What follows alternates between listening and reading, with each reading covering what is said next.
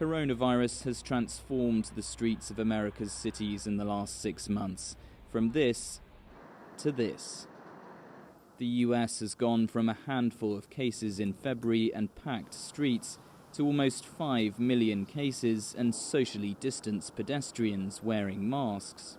Back in February, we visited the Johns Hopkins Hospital Biocontainment Unit in Baltimore, Maryland, a state-of-the-art facility designed in the wake of the Ebola outbreak. So this is a face shield. Dr. Lisa Maragakis told us that doctors were still studying how the new virus was spreading. COVID-19, or this 2019 novel coronavirus, is felt to possibly be spread by the airborne route. And so we are advised right now to take what we call airborne precautions, and that means wearing a respirator rather than just a surgical mask. All of my questions to the doctor were about how a mask could protect me and not how my wearing a mask could protect others. Here in Washington, the mayor has made face masks mandatory on public transport and when out in public.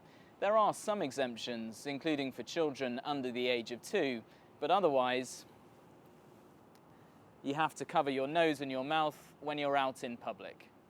In June, the World Health Organization advised people to wear fabric masks when social distancing isn't possible, a major shift from earlier guidelines. And 6 months after our visit, the team at Johns Hopkins now understands how the virus spreads much better than it did in February.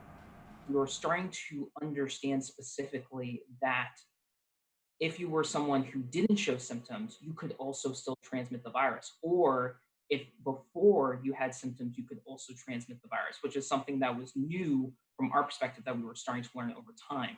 So if you have the virus but don't know it, covering your nose and mouth in public can protect those around you. However, it all depends on buy-in from citizens. The US saw protests like this one about coronavirus lockdowns, and masks are now political as well.